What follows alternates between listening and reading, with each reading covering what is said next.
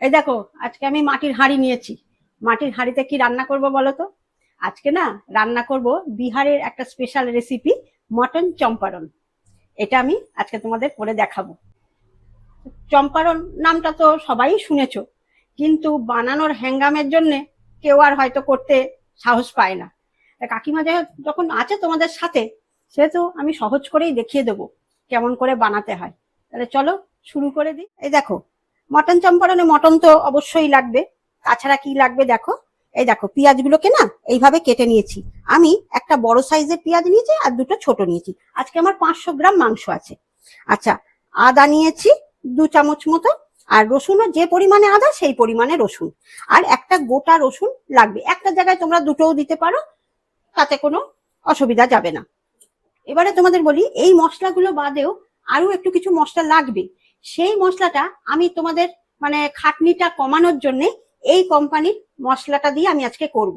আর এর মধ্যে কেউ যদি কিনতে না পারো এই মশলাটা, তাহলে কি কি দিয়ে এটা তৈরি করা আছে সেটা আমি তোমাদেরকে বলে দেবো, তোমরা বাড়িতেও করে নিতে পারবে। তবে এইটা যদি কিনে নাও এই কোম্পানির মশলাটা, তাহলে তোমাদের কষ্টটা অনেক কমে যাবে।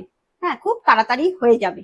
হ্যাঁ, এই মশলাটা যে শুধু এই চম্পারণেই ব্যবহার করতে পারবে তা কিন্তু না, এটা অনেক মাংস রান্নাতেই বা অনেক কিছুতেই ব্যবহার করতে পারবে। এটা মানে বিহারি স্টাইলে যেসব মাংস টাংস হয় তাতেই তোমরা ব্যবহার করতে পারবে। এটা চিকেনেরও হয়, আবার মাটনেরও হয়। যেটা তোমাদের খুশি সেটাই তোমরা কিনে বানাতে পারো, আর ফ্লিপকার্টে তোমরা অর্ডার করলে পেয়ে যাবে। এই কোম্পানির ইয়েটা আমি তোমাদেরকে দিয়ে দেবো, কমেন্টস বক্সে দিয়ে দেবো। মাটনটা এবার আমি ম্যারিনেট করে নেবো। এই দেখো, এর মধ্যে সব পেঁয়াজগুলো দিয়ে দেবো। এই রান্নাটা একটু স্পাইসি হবে কিন্তু। এই যে রসুন বাটাটা পুরোটা দিয়ে দিলাম, আদা বাটাটাও পুরোটা দিয়ে দিলাম। এর মধ্যে আমি এই কাঁচা লঙ্কার কুচোটা দিয়ে দিলাম।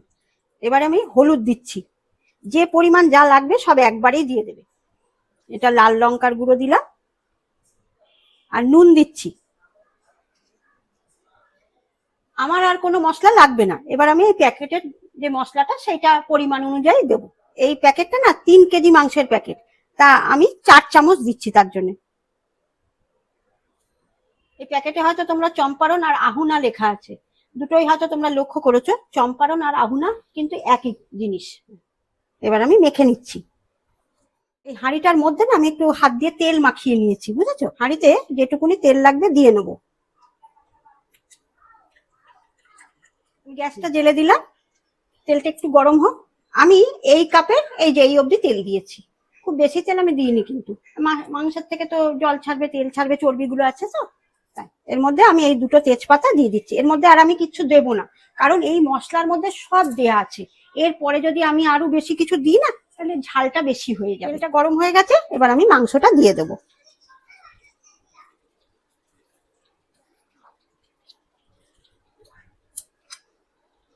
এই দেখো, এই হাঁড়িটা না আমার 1 কেজির হাঁড়ি।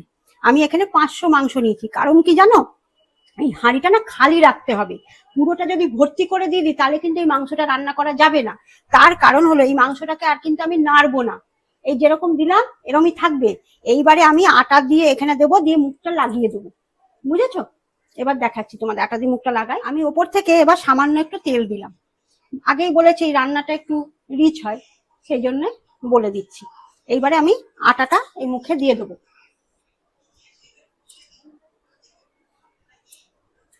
এরকম করে আটকায়। এই দেখো, আটা চারপাশে দিয়েছি তো, এবার মুখটা আমি এইভাবে উল্টে দিয়ে দিলাম, নাহলে আমি নাড়াতে হবে তো এটা। আর এইভাবে আটকে দিচ্ছি। এটা না মাঝে মাঝে এরকম করে ধরতে হবে, কাপড় দিয়ে ধরবো, ধরে এটা ঝাঁকাতে হবে। সেই জন্য হাঁড়ির ঢাকনাটাকে উল্টো করে বসিয়ে দিলাম, যাতে আমার ঝাঁকাতে সুবিধা হয়। হ্যাঁ, এটা কিন্তু একদম সিমে আছে, এটা সিমেই থাকবে। আমি 15 মিনিট পর পর এটাকে ঝাঁকিয়ে দেবো।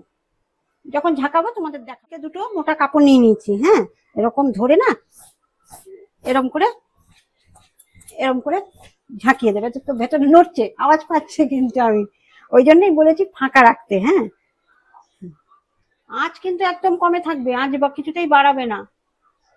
আমি যেভাবে বলছি সেইভাবে করে দেখবে, দেখবে জিনিসটা একদম সোজা। আমি 12টা 20-তে বসিয়েছি তো, এখন 1টা 20 বাজে, আমি খুলে ফেলছি।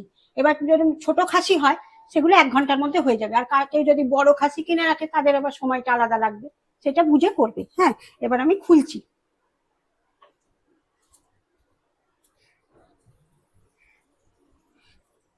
দেখেছো কালারটা কি সুন্দর এসছে। আমি কিন্তু গ্যাস বন্ধ করে দিয়েছি, ওটা নিজে থেকেই ফুটছে গরমে। আমার মাংস না ভালোই সেদ্ধ হয়ে গেছে। এই দেখো মাংস না পুরোপুরি সেদ্ধ হয়ে গেছে। এবার আমি তোমাদের পরিবেশন করে দেখাচ্ছি। হ্যাঁ, এই যে মাংস রান্না হয়ে গেছে, আমি এবার এই পরিবেশন করে দিচ্ছি। দেখেছো রংটা কি সুন্দর এসেছে, যেভাবে দেখালাম ওইভাবেই করবে।